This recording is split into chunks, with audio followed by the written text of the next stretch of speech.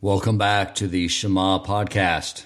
Right now in our calendar is the counting of the Omer. And for those of you who are not familiar with this, in between Pesach or Passover, which is that point in time, that spiritual energy that took place thousands of years ago, but takes place every year for us, where we leave our Egypts and our mindsets of restriction, and they lead to Shavous, which is the point in time in the past and ongoing where we receive the Torah. There's these days in between, these 49 days, where we are biblically commanded to count the Omer. And I know that there's a lot to this. I know there's nothing that the Almighty asks us to do that doesn't have a profound benefit to us. But I wanted to learn more about this and how I could tap into what is happening right now. So I brought on a rabbi that I've not brought on to my podcast before to discuss this in more depth and educate us on the importance of what is happening right now, explain it, and show us how we can tap into this point in time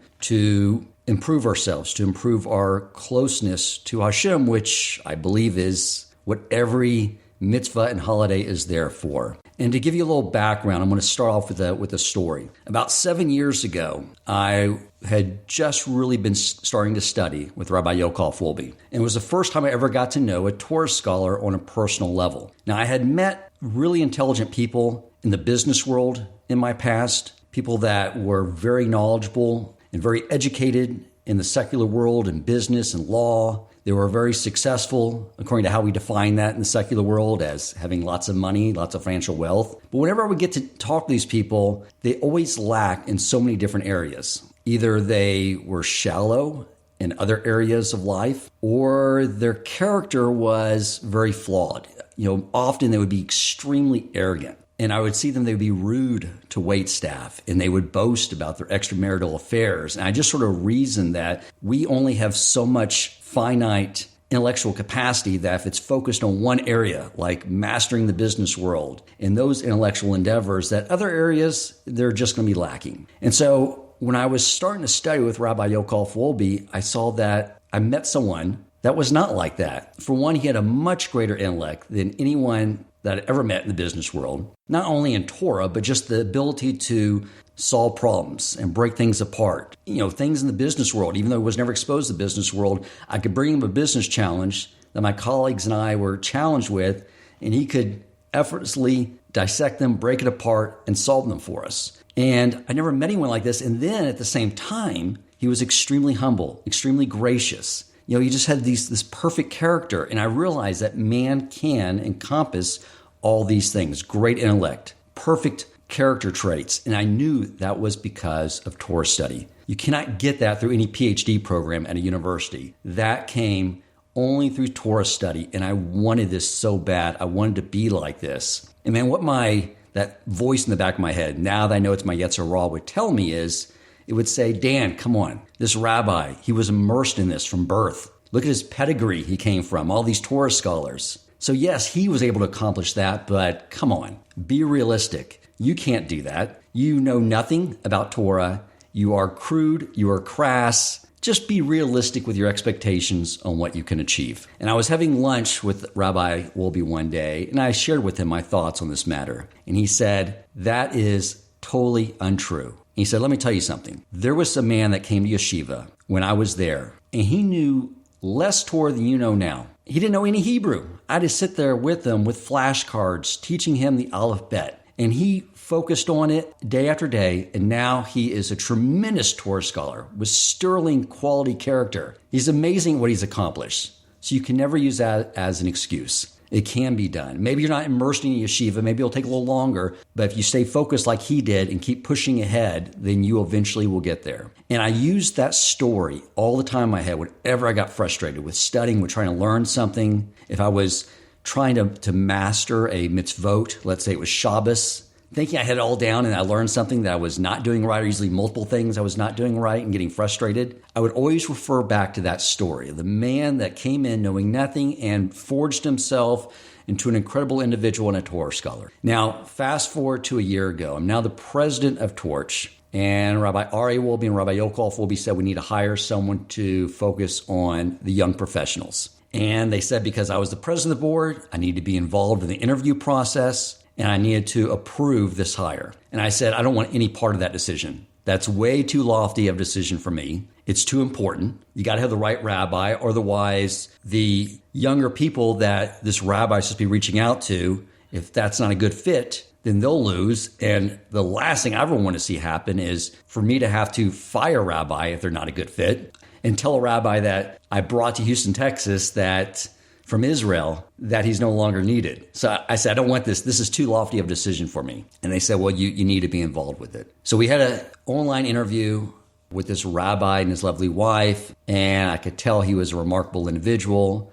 Obviously, knowing from where he was studying at the Media Yeshiva and the work he done with Aish, that he was very accomplished. But I was still very stressed out since it had to require my approval. So I reached out to Rabbi Yokov Wolbe, and I said, what else can you tell me about this man, this rabbi? And he said, let me tell you a story about him. When he came to the yeshiva, he didn't know any Torah. I had to teach him the Aleph Bet with flashcards. And I said, wait, I know this story. And I completed the story for him. And he said, did I tell you this before? And I said, yes, you told me that story 7 years ago. And it's that story that inspired me whenever I became frustrated or down to keep forging ahead. So if this rabbi was able to inspire me for the last 7 years, prior to me ever meeting him, then I know he will do fantastic work for the young professionals of Houston by bringing him on board to the Torch organization. So yes, hire him, get him over here as soon as possible. I have no reservations whatsoever. And this rabbi has surpassed all of our expectations. And that's the rabbi I have on with us today to teach us about the counting of the Omer. So I want to introduce Rabbi Chaim Buscko.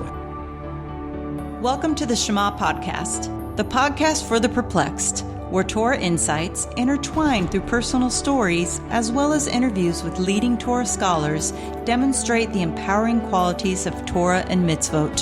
For more great Torah learning through Torch, the Torah Outreach Center of Houston, go to torchweb.org. Now to the show. How are you, Rabbi? I'm doing great, Dan. Thank you so much for having me on your program.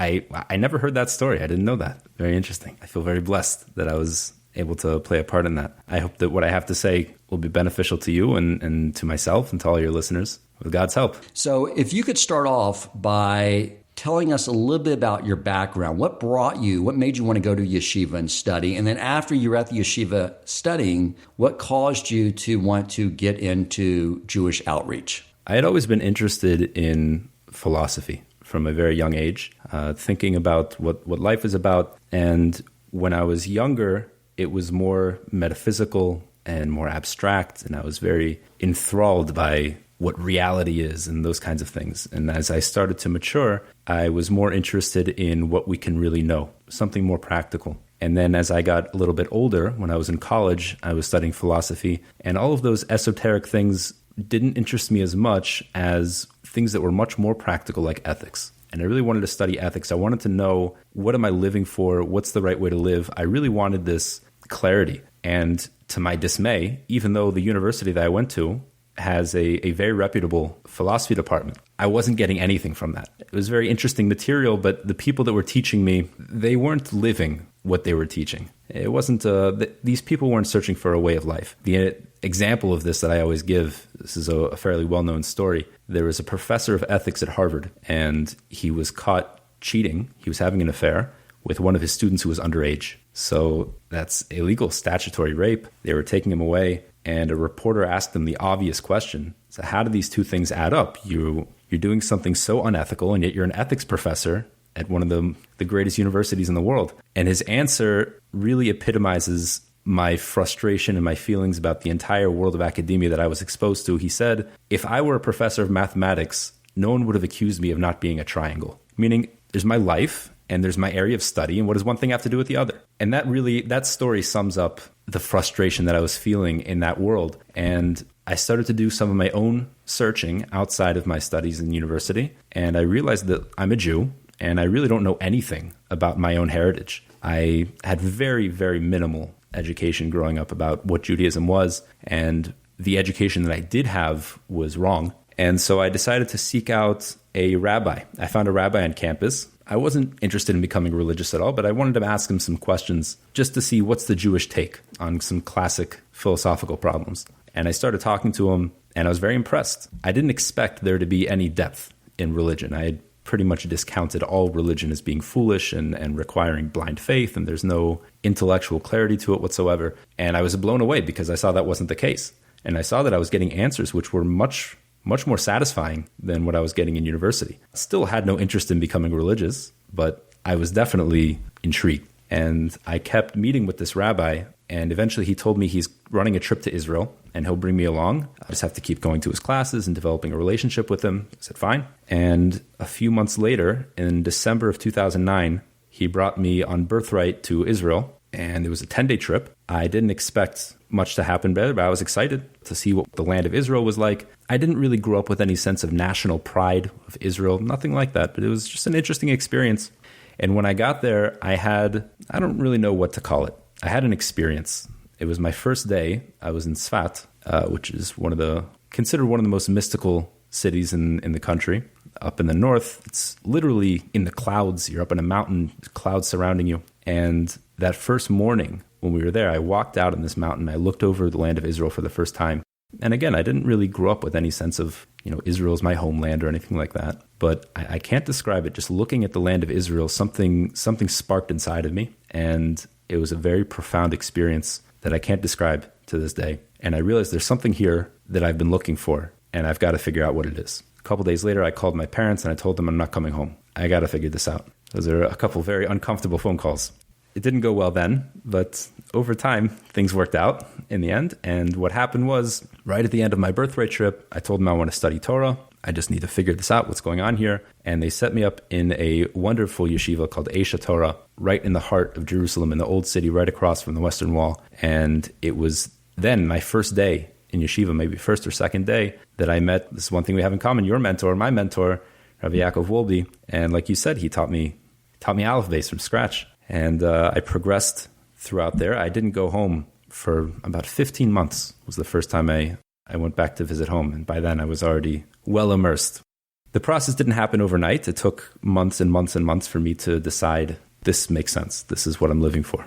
And once I had that experience, after years of study and years of integrating Torah into my life and realizing what it can do for a person and what it did for me, and I knew that that's what I want to do for others. To be able to give that experience to others and reach out and teach Jews what their heritage is, teach Jews all the nonsense that they thought Judaism was, and show them the beauty of what it truly is and how it can inspire you and how it can build you and develop your consciousness and elevate you. I knew that was my calling, and it was just a matter of time.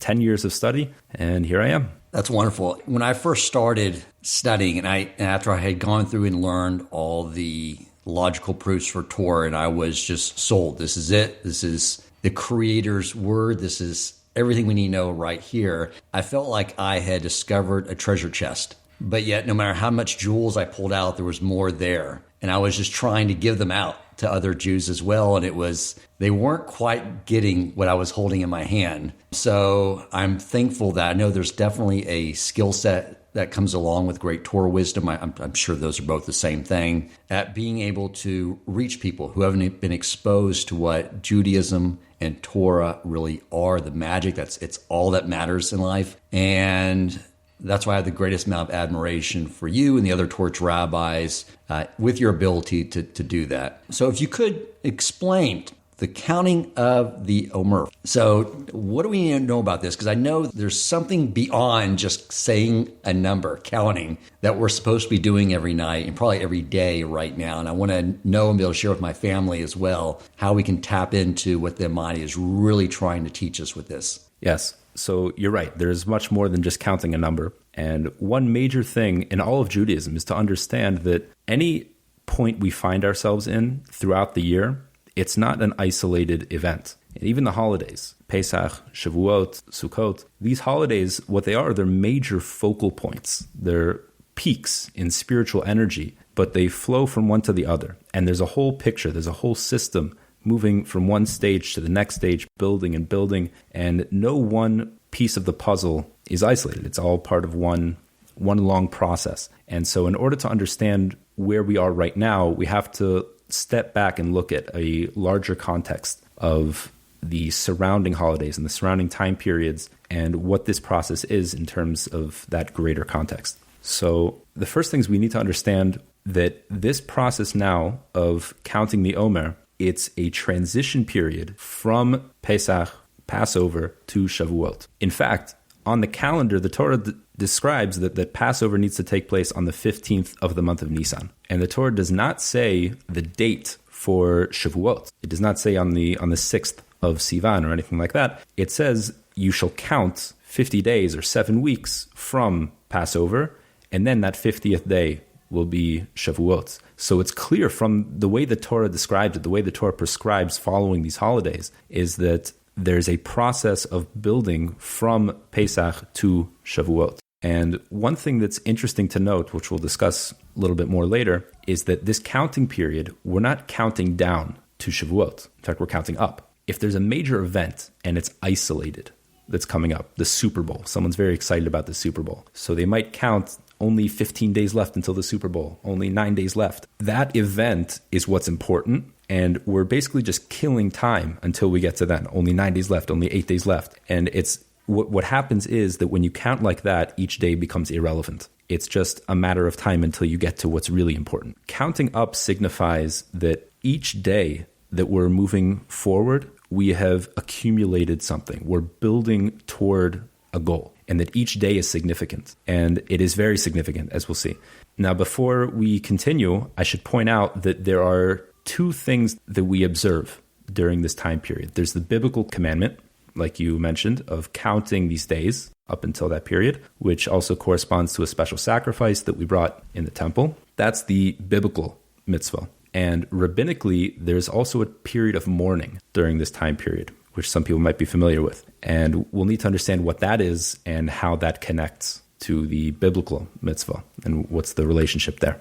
To understand what we're building to, we need to know what we're coming from. What was Pesach? What did we do? Pesach we refer to as the time of our freedom. We were in a state of slavery, and we were in Mitzrayim. Mitzrayim is Egypt, but the word in Hebrew, in ancient Hebrew, Mitzrayim, comes from the word Meitzar, which means a constriction. And the Kabbalists describe that the state of being in Mitzrayim was a state of immaturity, a state of constriction of the consciousness. It was a spiritual immaturity, a mental immaturity. And what happened was when we came out of the birth canal, really, of the splitting of the sea, we were born as a nation from a state of immaturity, of constriction in Egypt, and we became released, and our consciousness expanded to a degree that it would then be possible to receive the Torah. That's what happened in Pesach. And in fact, this might clear up if anyone's familiar with the prayer services that we have in the morning. There are really 4 stages of elevation of spirituality that we move through. The first stage is the introductory blessings. And in fact, during that time period, we also speak about the sacrifices that were brought in the temple. Now, this parallels physicality, where we understand that our physical nature is meant to be a vessel for spirituality, but we're totally focused on the physical and understanding how it can be a conduit for the spirituality.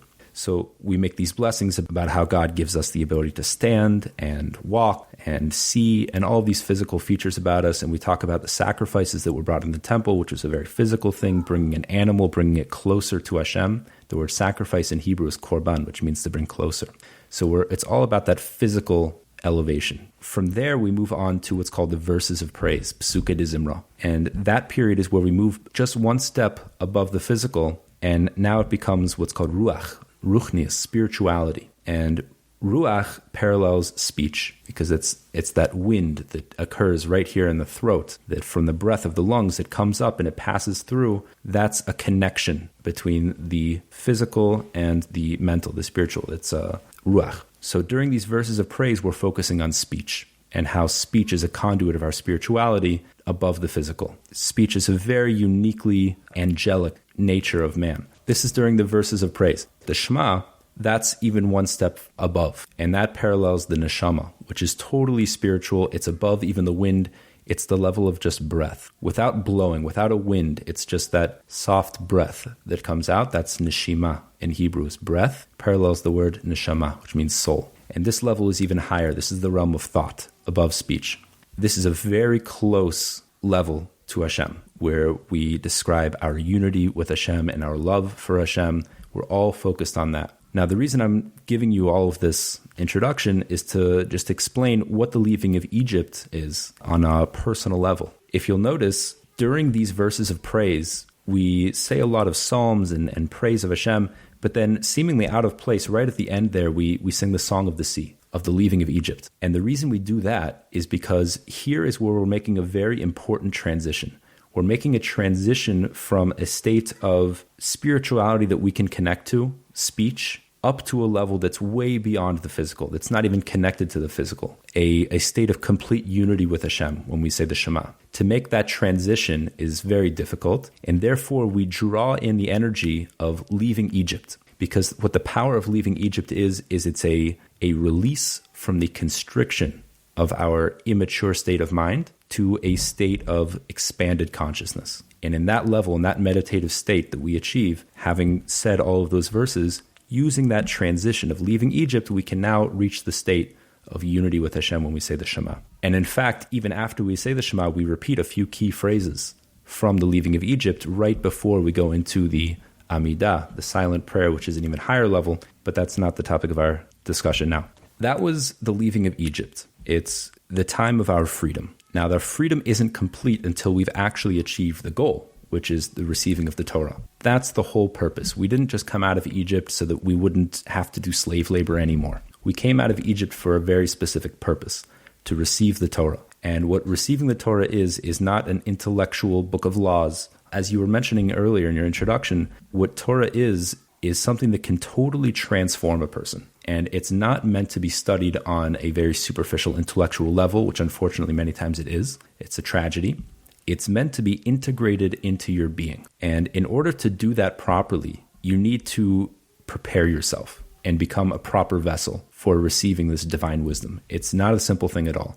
It transcends your physicality, it transcends what's natural, and it requires a lot of preparation and understanding of how to make yourself into a vessel which can contain this divine energy. That is Shavuot. That's the receiving of the Torah. And so therefore, the process of going from leaving Egypt, where we have now achieved a state of release from that constriction of what the Kabbalists call mochin dekatnus, which means a consciousness of immaturity, into an expanded consciousness. We now have to use that ability, that freedom, to prepare ourselves to become proper vessels for receiving the Torah. That's this time period now. That's counting the Omer.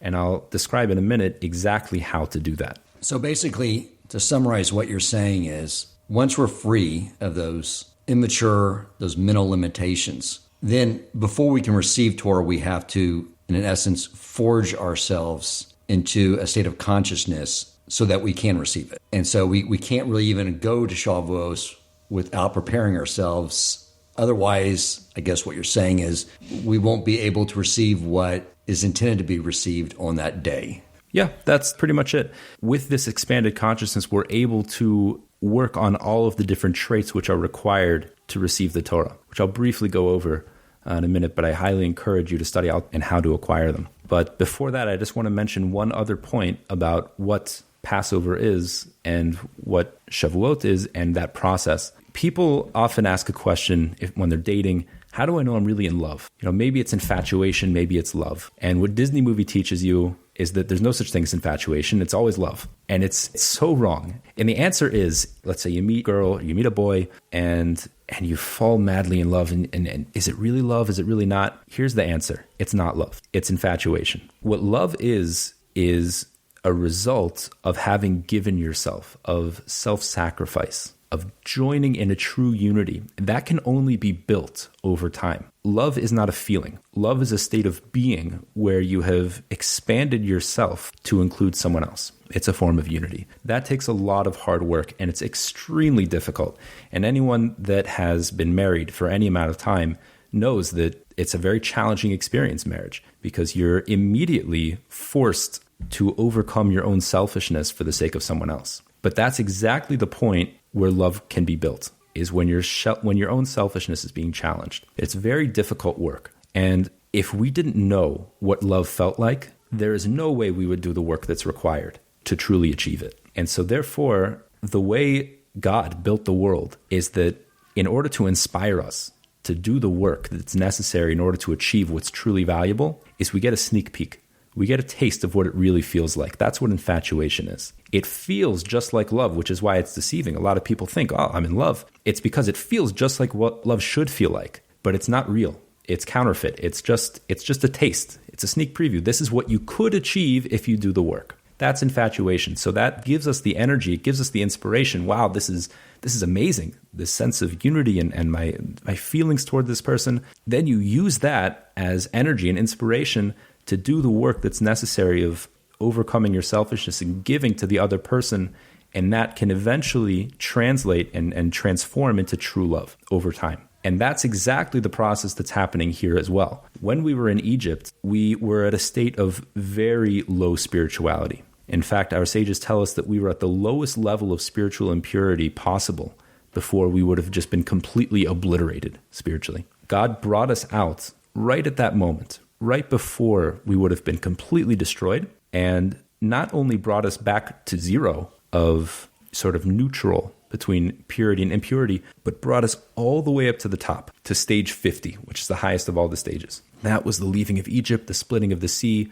We had a complete revelation of God that is unparalleled, and that was our inspiration. This is what unity with God feels like. This is what it feels like to be a divine being, to be a total conduit for Hashem. And with that experience, we're meant to take that energy, take that inspiration, and now, because if it's just given to you as a gift, it's worthless. You have to work for it. You have to achieve it on your own.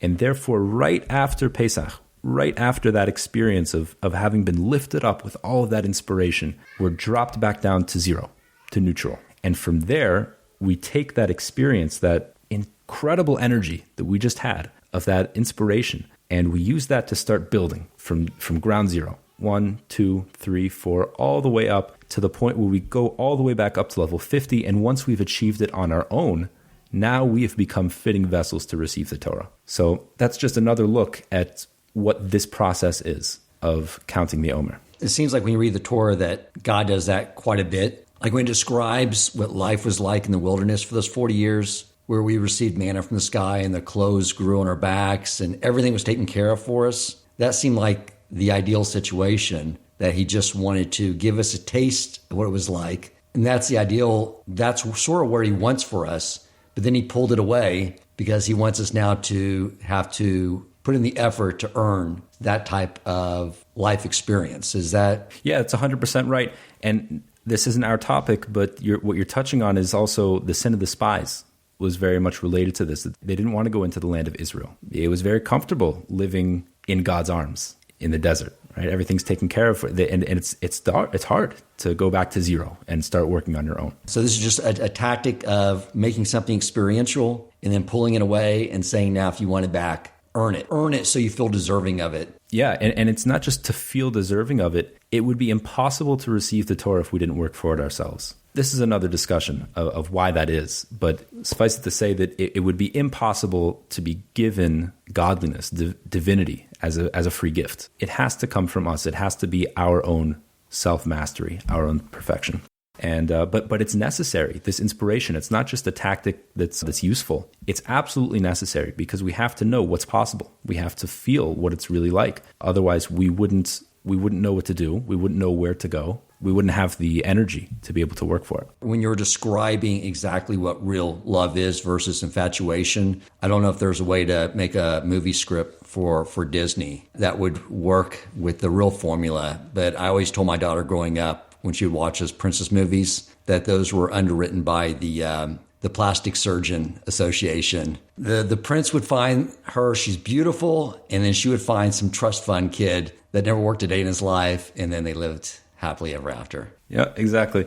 Well, that's the problem. You can't put real life into a movie. The way it really works it's not attractive. Tell us about the process and what we're trying to do here. So there are really two different ways of looking at this process. And the Torah tells you these two different ways, because the Torah tells us to count the Omer in two ways. One is to count every day, and then the Torah tells us count 7 weeks. So it's really the same thing. We're counting 49 days. By the way, day 50, which is Shavuot, we don't count. We only count up to 49. So the Torah says count up to that 50th day, not including. And the Torah also says count 7 weeks. So this is what we do. Every night during this time period, right at the beginning of the night, at nightfall, we count today is X amount of days of the Omer, which are X amount of weeks and X amount of days. For example, last night, today is day 10. So we would say today is 10 days, which are 1 week and 3 days of the Omer. So we do both of these parallel countings in terms of individual days and as broken up into weeks.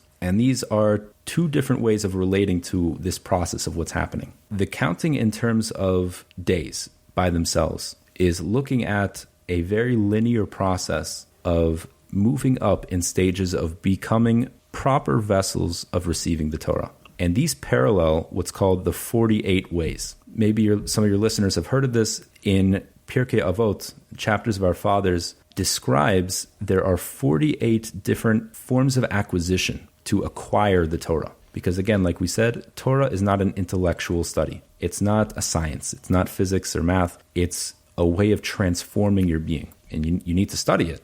That's one of the ways. In fact, that's the first way, studying it. But there are 48 methods of acquisition, and you need every single one of them in order to completely acquire the Torah and integrate it into your being. And to the degree that any one of these is lacking, you won't be able to acquire Torah. You might be able to memorize the teachings and repeat them like a parrot. You might be able to use them and build on them throughout your life, but you wouldn't have integrated it into your being. So to whatever degree any one of these is missing, it's to that same degree that you'll be lacking in the true Torah that will not transform you. And this is an explanation for why we hear a lot of things about how the Torah can uplift you and elevate you and expand you and transform you. And you see people that study their entire lives and they're the same person. It's a tragedy. Why? Because they're not working on making themselves into proper vessels for receiving the Torah into their souls. And this is the secret. We're taught by our sages in Pirkei Avot. These are the 48 methods through which you can actually integrate it into your being.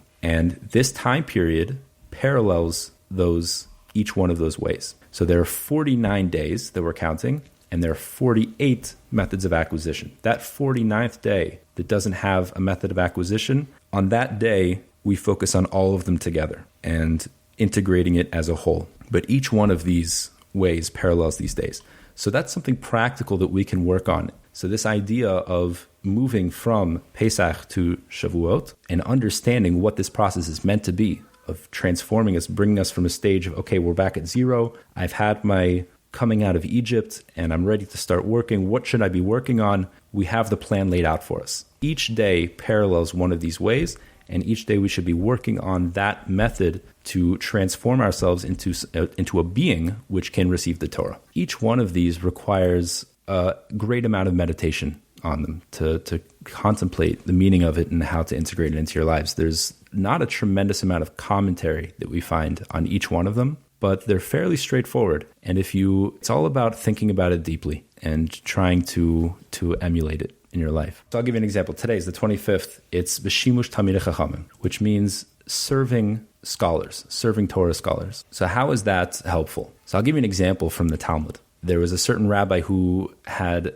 a question that he was bothered by, and he was thinking about it for a very significant amount of time and didn't come up with any answers. And he had a colleague who had an answer for him. And this colleague told him, I'll tell you an answer, but first you must pick up that scarf and bring it to me. And he did. He picked up the scarf and he gave it to him. And then only afterward he told him the answer. And the commentaries explain why did he do this. It wasn't any sort of arrogance or need to feel above his colleague or anything like that. It was just the opposite. He needed to give his colleague a sense of subservience in order that he could receive that wisdom from him. I'll give you an example. If you are dealing with your own problem, and let's say you're studying a physics problem, and you're working on it, and then all of a sudden your nephew, who hasn't really studied physics at all, comes by and he says, what are you thinking about? And you tell him this problem. Then he says whatever comes off top of his head, and it sounds ridiculous to you. How much thought are you going to put into that answer? Not very much at all. You're going to discount it right away because it sounds ridiculous, and who's it coming from anyway? But if through the course of your thinking about this, you find that Albert Einstein himself struggled with this same problem, and he answered it, and that answer you don't understand. Now, what are you going to do? Are you going to discount it and say, well, that's ridiculous, doesn't make any sense to me? No, you'll say, there must be a reason I don't understand this, because I know that Albert Einstein knew much more about physics than I do. I know that he's very brilliant. And if he came up with this answer, The fact that it doesn't make any sense to me is a lack of my own understanding. It's a very different approach to an answer that you don't understand than you would have for your nephew. And so therefore, Shimush Talmidei Chachamim has the effect, this subservience to Torah scholars, to wise people, has the effect of framing them in a certain context of understanding when they tell me something that doesn't make any sense to me, how am I going to react to that? Will I say, doesn't make sense, it's nonsense, and move on? Or will I say this must be a lack of my own understanding? So the act of serving Torah scholars is a way that puts you in that mode. This is the effect. The actual method that you can use to acquire is to serve the person. Bring them a scarf, bring them a cup of water. And an act as simple as that can do that. But this method of acquisition is much more personal. It's to literally serve scholars that you have contact with. Go find someone that knows Torah and serve them in some way. Bring them a coffee. Invite them over and give them a meal. That act of making yourself subservient to a real person, to a scholar that you have, that generates within yourself a subservience to Torah itself. Would it also include inviting a wise rabbi onto your podcast to teach a subject? You'd have to find a wise rabbi.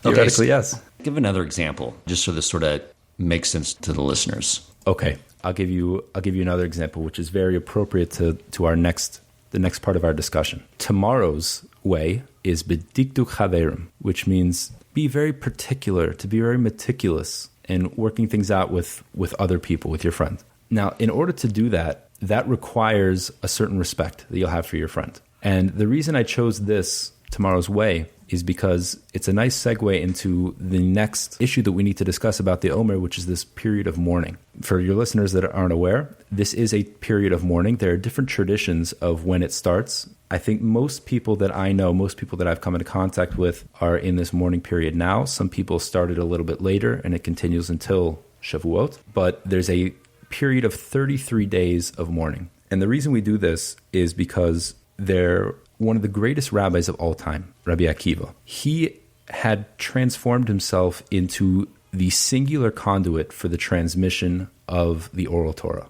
He was a master scholar and a master Kabbalist. He was the channel through which Torah would be transmitted to the next generation. And throughout his studies, after 24 years of studying straight, he came back home followed by 24,000 students that he had accumulated. And these students were meant to be the people that would take the Torah from Rabbi Akiva and transmit it to the next generation. Can you imagine 24,000 people spreading that Torah wisdom to the next generation? Would have been amazing. However, within a very short period of time, these 24,000 students, all of them, died in a plague. And there are different opinions of how exactly or when exactly they did die. But for Ashkenazim, we are of the opinion that they started to die just after Passover, all the way until Shavuot. But they didn't die during certain special days. And those certain special days are the entire holiday of Passover, 3 total days of Rosh Chodesh, the first of the month, 6 days of Shabbat.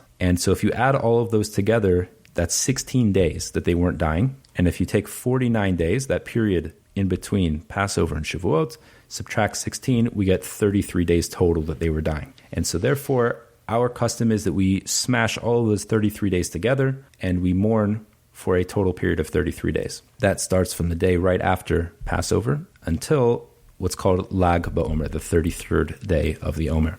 So during this period, we avoid listening to musical instruments, music of that sort. We don't cut our hair or shave or anything like that. And generally try to avoid things that will bring us a lot of joy. And the reason why we're doing this is not just to mourn the fact that once upon a time a lot of people died in a plague. This happened over and over again throughout Jewish history, be it plagues or pogroms or all kinds of things. Many Jews have died in tragic ways. What was significant about this is that an entire generation of great accomplished Torah scholars that were meant to pass the torch of Torah knowledge from one generation to the next, they all disappeared. All at once. And that was a travesty. The Talmud says that the world was devastated until Rabbi Akiva then went to the south and found 5 students that he was then able to transmit his Torah to. And through those 5 students, we now have what we know as the oral Torah.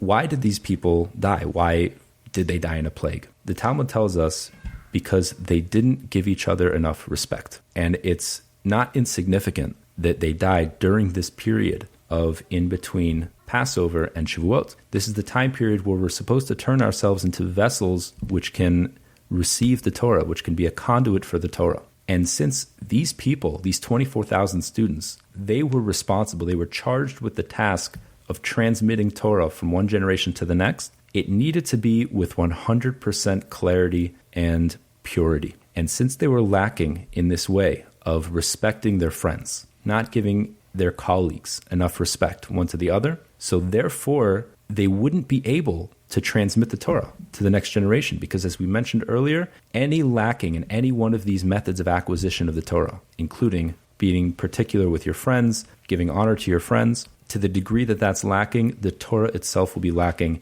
and therefore they were improper vessels to transmit the Torah from one to the next. And this was the time period that they were supposed to be working on it, and therefore, because of their failure, they all died during this time period. And that serves as a reminder for us of how careful we need to be, especially in this generation where Torah knowledge is so weak and so few people are, in the Jewish people, are really studying and are really acquiring Torah. And there may be a staggering number compared to a few generations ago of people that are in yeshiva, but the people that are really, truly trying to integrate it into their lives and perfect themselves and grow, it's a very small number of people. But all the more so in our generation, as people that are trying to transmit this Torah wisdom, our heritage of Torah from one generation to the next, we need to be all the more so careful about making ourselves into proper vessels, and especially taking the lesson of giving proper respect to our colleagues and to our friends. Thank you for that explanation. How do you go about during this time period putting yourself into a state of mourning, and how do you balance that with the fact that I believe we're always supposed to be somewhat joyful in our service of God? There's always this balance, and there are certain time periods of the year which one is more balanced, more imbalanced than the other.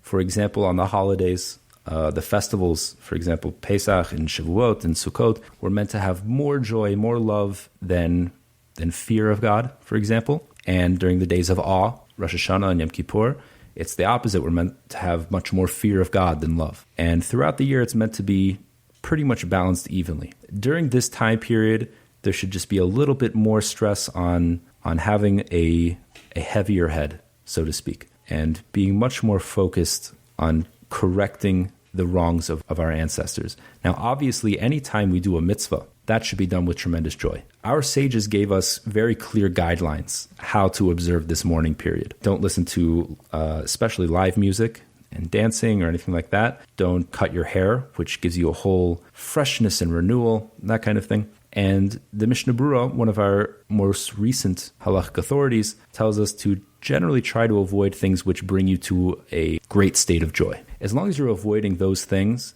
and remaining conscious of what the work is that we're supposed to be doing, you're on the right track. When I don't shave and my wife has to look at me, it puts her in a state of mourning because I don't grow a nice beard like you. I didn't know that, though. I just actually shaved last night. So going forward, anything else you want to add to this topic, Rabbi, that would be helpful to the listeners? I'll just add one more thing, which is something that I heard. I don't remember the source for this, which is unfortunate, but maybe I can get it to you later. I heard one interpretation of why these rabbis weren't giving enough respect to each other. It seems strange that they were such accomplished scholars. And we're not talking about people that were just intellectually there. We're talking about the greatest students of Rabbi Akiva, the greatest scholar of all time. These people knew the deepest aspects of mysticism. They were supposed to be the conduits of the oral tradition. How could it be that they weren't giving each other respect, that they could be so crass? So I heard one explanation is that they weren't crass. They weren't disrespectful overtly to their friends, but they were true students of Rabbi Akiva. And Rabbi Akiva's main teaching, one of his greatest teachings was V'ahavta l'reacha kamocha. He used to quote this line from the Torah, love your neighbor like yourself. He was so focused on loving your friends, loving your neighbor, love, love, love. And his students really took that into their being, and they internalized that love for other people so much that it started to have a negative effect on their ability to respect each other. When you're all chummy with someone, there's a little bit of a lack of respect there. For example, if I have a colleague, Rabbi Yaakov Wolbe, Now, if I were to go up and slap him on the back and say, "Hey, Yankel, how you doing?" That shows a tremendous amount of love and closeness and friendship that we have for each other. But it's also disrespectful for a scholar of his stature. And so therefore, they were so focused on the love that they weren't giving enough respect for who these people were and what they were representing. And that's something that we should be careful of, is to always maintain this balance, that when we start to take a message and we take it way too far, loving your neighbor, remember that it shouldn't impede our ability to respect them as well. I'm so glad you shared that, because I did read that Rabbi Akiva was emphasized so much the mitzvah of loving your neighbor as yourself, and I never knew how to reconcile that. And I guess it also reconciles with the fact that we're supposed to love Hashem and fear Hashem, and just like we're supposed to have a proper balance there, we're supposed to have a similar type balance with our peers. Right. And the way to do that is you first develop boundaries, right? Fear of God comes first. You know what's the boundaries. Once you know what's okay, what's not okay, then within those boundaries that it's appropriate, you fill it with as much love and passion as possible. Thank you so much, Rabbi. Also, when you came to Torch, you started an amazing YouTube video collection under the banner, The Average Rabbi. What I love about your videos is, for one, you have a very similar sense of humor as me. I always find myself chuckling as I watch the video, but you know how to impart very powerful concepts and ideas in these videos. And that's a very difficult skill set that a lot of people have a hard time doing, is blending that humor and using humor as a way to deliver very important and very deep messages. So I encourage everyone to go to YouTube, type in The Average Rabbi, and hit subscribe. They're amazing videos that he puts out regularly on a whole host of subjects. So thank you so much, Rabbi Buscko, for taking the time out of your day to teach us on this very important topic. And I hope that I can have you on again to talk about other subjects and for us to learn from you. It would be an honor. Thank you so much, Dan. If you enjoyed this episode, please consider supporting Torch so they can continue to spread Torah wisdom to the world by making a donation at torchweb.org and clicking donate in the top right corner of the page.